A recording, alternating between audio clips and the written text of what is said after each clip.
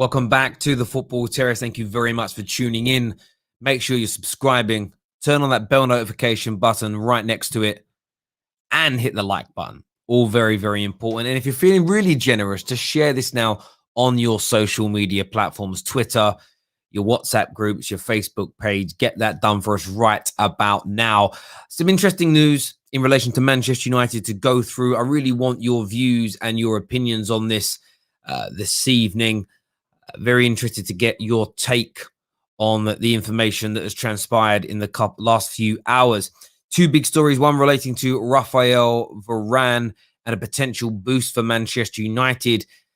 Equally, Cavani, I suppose it's a problem now for Manchester United that he is again in recent hours reiterated his desire to leave Manchester United this forthcoming summer.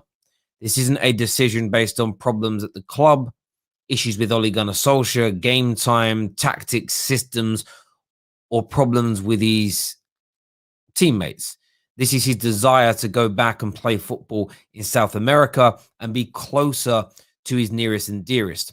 What's really interesting in this report is not only has he stated his desire to leave once more, he understands that Manchester United want him. In fact, the national coach of Uruguay has requested that he continues playing football in Europe, of course, for the betterment of his national team. They want him playing at the highest level possible. But it does appear that Edinson Cavani, as it stands right now, does want to leave Manchester United this summer.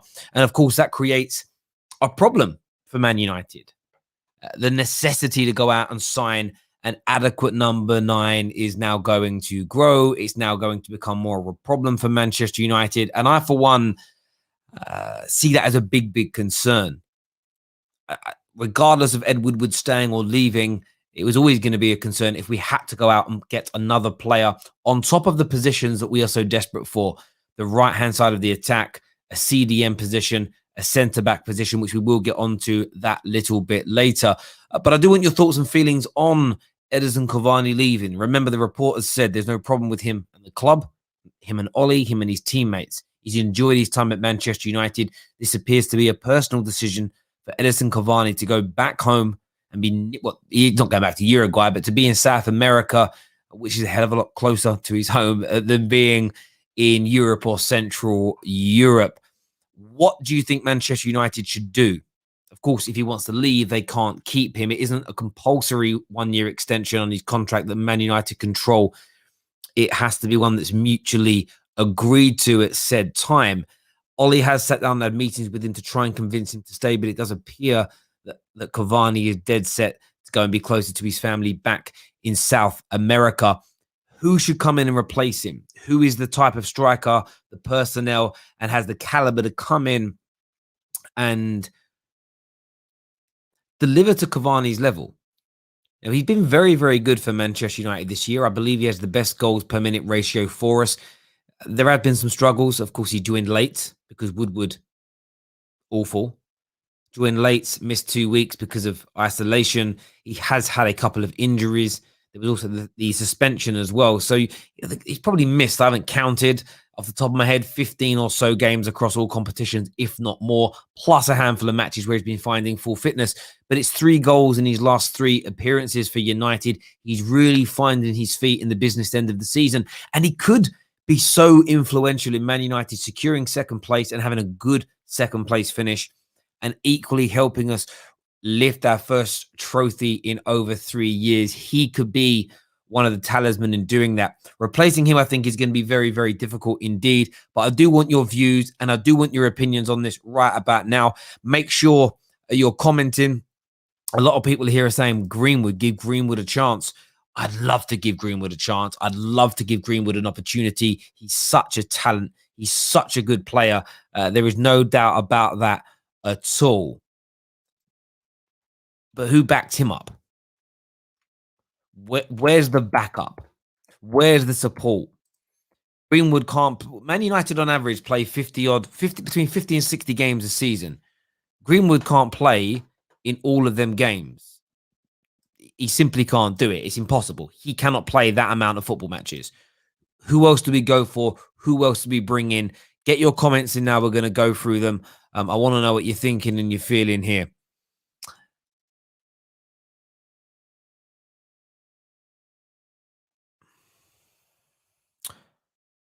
Cavani came for his pension and he's now returning home. He has done what he came for. Do you know what, Samsung? I don't even think that's an unfair or disrespectful view of the Cavani situation. He may very well have done for one last big payday, but he's delivered in a Manchester United shirt for me. I think not just what he's done on the pitch, but his influence over the younger players, the way you see him through games, coaching, teaching, nurturing, sometimes berating the Greenwoods and Rashfords of this world has been impeccable. And he's the caliber and maybe not the age, he's a little bit older than I really want, but he's definitely the caliber and has the experience of a player that Man United so desperately need. Someone that can come in, has been there, done it, worn the t-shirt and understands the game. One of the very reasons that Bruno Fernandes was so impactful, so brilliant when he came in my view, was his age. Fully grown man, settled, family, not a kid trying to find his feet in a new domain. And that for me is going to be important when replacing him. With Greenwood and Rashford still developing in those attacking areas, with Ahmad and potentially Jadon Sancho coming in, that is a very young attacking quartet. What you need is some experience around that. There's no doubt about it whatsoever. Lengon Sweet here of a super chat says, Raphael Varane overrated. He's not as good as he used to be 2 years ago when he was class. Well, we'll see what happens. It will be a very, very interesting time. I'm very intrigued to see what's going to happen. In relation to Raphael Varane, now that has been brought to the floor, a report that I read this afternoon says that Man United have been handed a huge boost in their reported pursuit of the Real Madrid defender Raphael Varane. It says here that Man United have been in the market for a new centre-back for several seasons, with a priority signing expected to partner alongside captain Harry Maguire. Although the current partnership with Victor Lindelof has enjoyed a decent campaign, there are still widespread concerns that the Swedish international and Maguire do not complement each other well enough on the field. Hotly tipped to enter the summer market with Varane top of their wish list, Manchester United have been handed a welcome boost. According to Real Madrid president Florentino Perez, that we all know has been talking aplenty in recent weeks, the Spanish Giants will not stand in the Frenchman's way if he was to choose to depart. And this is the quote. These are his actual words in an interview just yesterday. Varane, I'm happy with our team. If players don't want to stay at Real Madrid, they can leave. So there's already mooted reports and rumors that Raphael Varane wanted to leave. Even bigger rumors that Real Madrid wouldn't stand in his way. And now the president, Perez, has come out and said that if somebody wants to leave, they won't stand in their way. This is positive news for Manchester United. There is no doubt about it whatsoever. But do you think Man United have the negotiators, the transfer team, the manager and the squad to pull in a Raphael Varane? Or do you agree with someone like Lengon Sweet in the super chat comment just there that actually he's well past his best and Man United would be silly to buy him? I want your views and I want your opinions on that right about now. Someone says about the Cavani situation earlier, they said Isak in. Listen, Mo, I love that. I test definitely. Imagine we sign Isak. I test. I'd love to see I test response if Ollie, who he despises, was to buy his favorite player in the world. It'd be amazing. It'd be amazing. CJ said, I would go for either Kasper Dolberg or Andre Silva. Would cost around 45 million. I've heard Andre Silva's name on a number of occasions. Martinez is another player as well. I've seen Danny Ings' name a lot in the chat. That's an interesting one for me. Danny Ings. Could that happen? Could that happen? Another Isak, please. Another Isak fan here today. Bring in Choupo-Moting. I've heard that he is going to stay at Bayern Munich another year's contract. Honestly, he's got the best agent in the world. Best agent in the world. Best agent in the world, no doubt about it at all. Siddiq Rahman says Ben White is a championship player. That is a random comment because he's not been mentioned so far. But yeah, I know Man United are linked with Ben Wright. Ben Wright, that's my cousin. He was a footballer. Ben White, but I don't know. I don't know if Man United are in for him or not. Let's do some more of these comments here. See what you're saying. Andre Silva is Diego Jota's brother. Is that is that true? that's a random thing to say. Is it? No. I'm being trolled here, but I'm going to check it out anyway because you never know. You never know. Is he? I doubt it. He's from Portugal. That's true. Is it his brother? I doubt it. Why haven't they got the same surname if they're brothers? That don't make sense. Am I being trolled here? No, yeah, I'm being trolled. I thought I'd check it out anyway, just in case it was true. Mustafa here says Dominic Calvert-Lewin. I think he would be so expensive after this season. Well, I didn't really get trolled because I didn't say I believed it. I went to check. Excuse me. Terry, did you see Barcelona's statement about the Super League? They apparently want to continue with Real Madrid. Seriously, I can see UEFA kicking them out next year. They want it desperately because they need money. And that's another advantage in the pursuit of Raphael Varane because they clearly need money.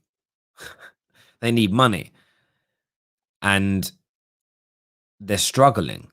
I think there's a number of European clubs that are desperate for money. The Premier League TV deal rights, although the Big Six clearly wanted more of that money, it's still colossal. There's still a huge amount of funds coming in. And Premier League clubs know, barring any regression, that we're coming out of lockdown properly. There's the hope that we're not going to go back into lockdown. Fans are going to come back. That means additional funds are going to be on their way in very, very soon indeed. So, yeah, it's great. Do excuse me. My nose was a little bit runny there and I had no tissue around me. Griezmann would want a huge wage. He would. The thing is, where we need to be mindful as a club, we need to sign people that actually want to be here. Now, I'm not sort of, what's the word I'd look for? I'm not like stupid enough to think that there's 1,001 players that are good enough who grew up dreaming to play for Man United. But Cavani is a great example. I think he wanted to come here and he wanted to play. Bruno wanted to come here, wanted to play. AWB wanted to come here, wanted to play. And you've seen their performances be excellent. AWB's got some things to work on, but he's a kid still. And I think that's what we need to be mindful of. I don't think Griezmann's got any desire to be at Man United at all. Comment here from Alexis. Sorry, Terry, that's only my humble opinion. The context is, would Ben White play for a top 4 team? Would he play for City, Liverpool, Chelsea, Tottenham, or even West Ham? In the summer, I remember being on LFC Day Trippers and they were raving about him there, if I remember correctly. When I say they, it might have been Grizz. And they were talking about how good he was. So in the summer, he was heavily linked with Liverpool, and people were telling me what a great young talent he is. The first time I saw him was when Rashford put him on his backside with that wonderful solo effort in the 3-2 win over Brighton. But yeah, it'd be interesting. I want better than that. I don't want a potential centre back, really. I want someone doing it. Sorry, excuse me. We have another super chat here from my guy, Aaron, who says, even though the owners won't be forgiven, I hope they try and spoil us with signings in a fool's attempt to win us back. Do you know what's interesting? I can't speak for individuals as such, but human beings being human beings being human beings, I still think the owners can get the attention of them by doing exactly what you've said, Aaron. Buy a few players, win a trophy or two, and people forget. It's like EastEnders. Let me break this down, right? Watch EastEnders. There are certain recurring constant characters that go through peaks and troughs. And whenever they do something bad and everyone on the square hates them, at some point in the next 12 months, there's an incident that makes everybody like them. Everyone hates, I remember everybody hated Phil Mitchell because of 5, 6, 7 really bad things that he did, and the square despised him. Denise was the one that was on his back the most. And then he pulled Denise out of a fire, and then he was a hero, and everybody loved him. There's another, do you get what I'm saying here? And that's exactly what goes on in normal life, to be fair. And definitely when it comes to our football clubs. It doesn't, like EastEnders, like there's not a street or a square, I suppose, in the country where there's that much drama happening every day. That's what I'm saying, real. But in terms of the mental gymnastics and the kind of fickleness of people, I mean this. If Man United signed Jadon Sancho, Ndidi, and Raphael Varane this summer, there'll be a lot less talk about the Glazers, if any at all, from the masses. In fact, I think within 2 to 3 weeks, Glazer out talk on socials will be gone. It'll be finished. As soon as the papers stop talking about the Super League fallout and the news outlets, it will die down. And then people forget a little bit. It's just what will happen.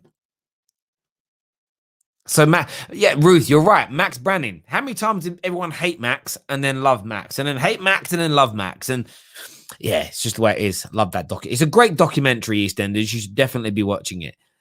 Oh, I love some of your comments on here. So salty. So salty. But there we go. Ollie is like Billy Mitchell. He is a little bit. Do you know what I mean? Yeah, I get you. I get you. What do you think about Harry Kane to Manchester United? How much would Spurs ask for? Wow. I mean, they're gonna ask for 150 mil. They'll get about 120 if he's required. I just feel like Harry Kane's at a point. I'd love us to sign him, but there's something about the Harry Kane deal that just don't sit right with me, and I don't know what it is. I can't quite put my finger on it. I can't quite get my head around. Is it too much money for him at his age? We need the money spent elsewhere? Blah blah blah. I'm really not too sure. As it stands right now.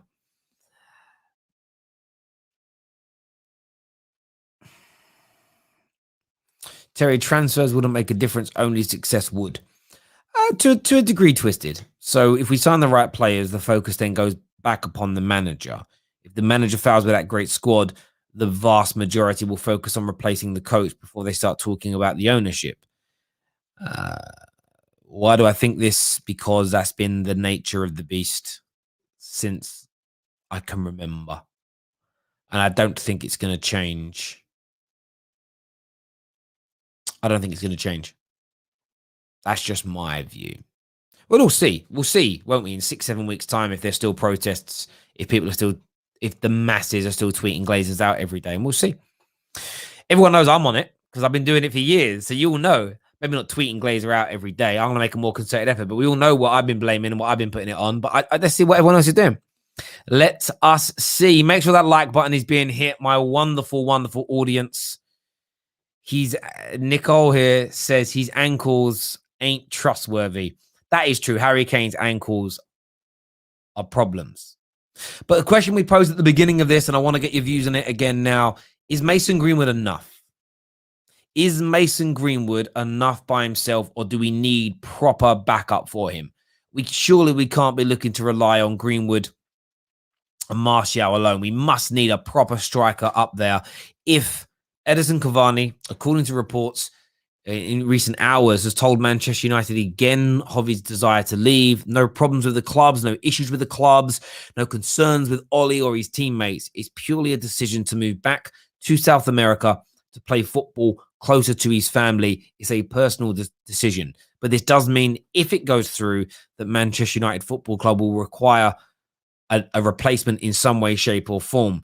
Is it going to be more Uncle Iggy, that type of signing, or are we going to be looking more towards an absolute superstar, Haaland, Harry Kane, maybe someone who's up and coming like a Martinez or an Andre Silva? I want your views and your opinions. Make sure like buttons are being smashed me right about now as well, please, people. Terry, can we get Sergio Aguero? I don't think Sergio Aguero would move to Manchester United, but as a makeshift for a year or two, I don't know. No. I've just thought about it. No, that guy would be missing for half the season. There's no point. It's just silly. This is from Low Fat, who says, "False nine, Terry. It's the future. Put Donny van der Beek up front." Anyone else agree with that? I want your views. I'm looking at you there, the viewers. You lot, right there.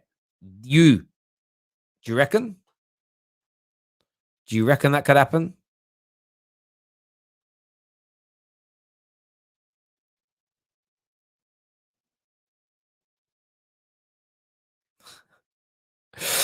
I love some of your comments. I love it. I love it. Man like Alex here says, Greenwood through the middle is great. Out wide, he does not do it for me. In a season or two, Mason will be ready. So would you give him the leading role now or buy someone else short term?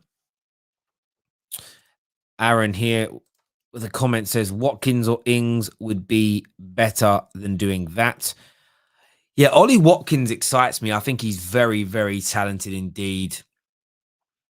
How about Iheanacho? Man's on fire right now. The reason I didn't cover the Leicester game is I couldn't watch the majority of it tonight. I had some family business to attend to, so I was always going to do a stream, but I didn't watch the game, so I couldn't call it afterwards and talk about it because that would be a little bit weird, wouldn't it? Who's the most skillful footballer you have ever seen? Define skillful. Do you mean silks, flicks and tricks? Do you mean technique? Do you mean touch? Do you mean passing? Do you mean the combination of all those things together? Let me know what you mean by skillful. I want to know your interpretation before I answer it. That I've seen live. I won't do it on TV because that's everyone. I'll do who I've seen live, but give me your answer. Can we get Callum Wilson or Ings? I think we could sign either of those two players. The question is, are those players good enough for Manchester United Football Club? Most entertaining player I've ever seen live. Legitimately, it's a toss-up between Cristiano Ronaldo and Wayne Rooney. I watched them both play in their peak at Man United. I saw them many times between 2005, when I lived in Manchester, and 2010. They were sensational. The most skillful player that I've seen live in terms of dribbling and all that sort of stuff, Ronaldo. Again, sensational. Best touch I've ever seen live, Dimitar Berbatov. Sensational. First touch was just ridiculous. It was like he was trapping a bag of cement, just stuck to him straight up. No messing about at all. Who else? Let's do non-Man United players because I'm biased. I've seen Thierry on replay 3 or 4 times. The guy had skill, speed, touch, end product, which is very, very important to me. I tell you who I thought was excellent, absolutely brilliant. Robert Pires was great. Ian Robben had some serious skill. Watching that live was pretty brilliant because he made it look easy. Matt Letitia, a little bit older, he was very, very good indeed. No doubt. Who else? Do you know what? On skills and dribbling, you're all going to be shocked. But who do you think you're going to be shocked? One of the best I've seen. One of the best I've seen live. Eden Hazard. He's very good, you know. Very, very good. Very, very good indeed, that man. Very, very good indeed. There's no doubt. Gianfranco Zola, yeah, he's great. I've obviously left off. I left someone off. Ryan Giggs as well. Mesmerizing to watch as a baller. Mesmerizing. Yeah. Excellent players. Excellent players indeed. No doubt. No doubt. Let's look at some more of these comments here. Adel Tarap. That boy could have been so good. Could have been so good. There's no doubt. Yeah, do you know what? JJ Okocha was just class on the grass. He really was. Loved watching him play football. JJ was actually one of the first people I ever sold a mobile phone to. At Phones for You when I worked there as a kid was his brother. And I believe his brother's name is Emma. Believe it or not. I swear it is. I'm going to Google that to make sure I'm not making stuff up. I swear his brother's name is Emma. And he's I want to say he's a football. I remember him telling me he coached football. I swear Emma Okocha. I swear. I might be wrong. I could be wrong. Like Emmanuel is his full name, I think. But I remember him saying his name was Emma. That's what he told me. Yeah, it is. He actually played professional football. I didn't know that. I don't know where those teams are, but he did play. He did play. Yeah. He's the older brother of JJ Okocha. Yeah, there we go. Yeah, I was right. There we go. I thought it was. It was just random because he didn't tell me. He didn't come in and be like, "Oh, guess who I am." We were talking. He wanted a phone. I sold it to him. He sat down, and I take a detail. Obviously, did the credit check thing, and he's like, he said his name was Emma, and then obviously I see his passport, and I think it said, and I saw a Kocha, and I just sort of like, oh, like the baller. He was like, yeah, that's my brother. So I was like, of course it is. He's like, no, really, and he started showing me pictures and stuff. I was like, ah, there we go, amazing. Frestino Aspria, he was a player. I like watching him. He probably wasn't as good as I remember, but he was good. Oh, yeah, I just clicked on the teams he played for. So the first team was called Rangers International FC. They are, they're a Nigerian team, 22,000-seater stadium. He played for VfB Marburg, which are from, I don't know what country. They're German. I don't know what tier that is, but that's like 4,000 capacities. That's low tier. And he played for VC Vinhen, which again is, I don't know. That is German. And then he played, and that's it. They're the teams he played for. He played in Germany, like low levels. Who said he played in Turkey? Not according to this, anyway. Not Wikipedia. I'm looking at. I don't know. I don't know if it's verified. It's not verified. I don't know. Terry, how is Fred Brazilian? Because he was born there, or his parents are from there. Do you know what? Ruth Dixon is showing her football knowledge here. Lee Trundle was entertaining. So, do you know what? I saw him play against Leyton Orient. I went with my brother one time. He was very good for the level that he played at. He was always one of those championship and sort of league footballers that I really wanted to see given a go or get an opportunity in the Prem, and it never happened for him. But he was, yeah, he is very, very good indeed, no doubt.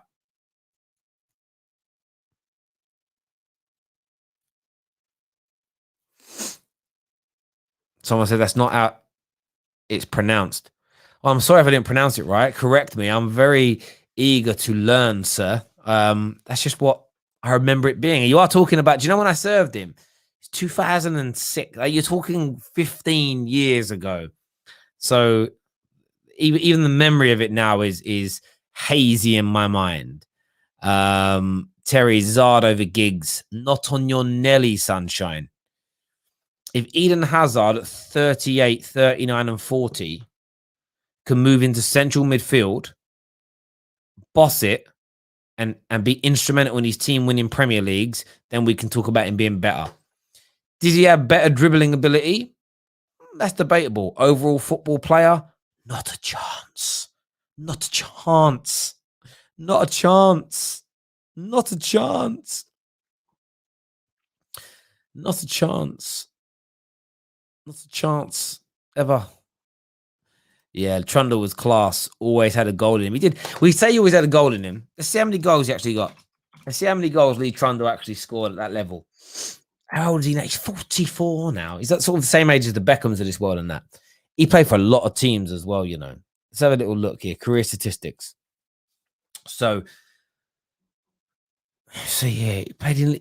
Did he actually get to the championship? Yeah, he did. Okay, he did. He played. So he played for Wrexham, League 2, then League 2 for Swansea, League 1 for Swansea. He played the championship for 1 year. Actually, he weren't even a championship player, really, was he? He was scoring all them goals for Swansea, predominantly in League 1 and League 2, but he was a good player at that level. Yeah, he went to the championship for 2 years and just wasn't as good. Went to Leeds on loan.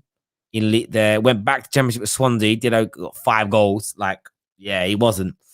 And he was actually playing up until 2019 in Wales. Look at that, right? He was playing. I can't pronounce the Welsh town. I just can't. He was playing in the Welsh Football League 2. And he was playing in that league at like 40 years old. And he scored 53 goals. Imagine that level. Imagine that level. There we go. Make sure you're doing me a favor and hitting that like and share button, people. I'm going to be back tomorrow with more content for you. Just a brief stream from us tonight, but hit that like button, hit the share button, and we'll see you all again tomorrow. Take care. Goodbye. God bless.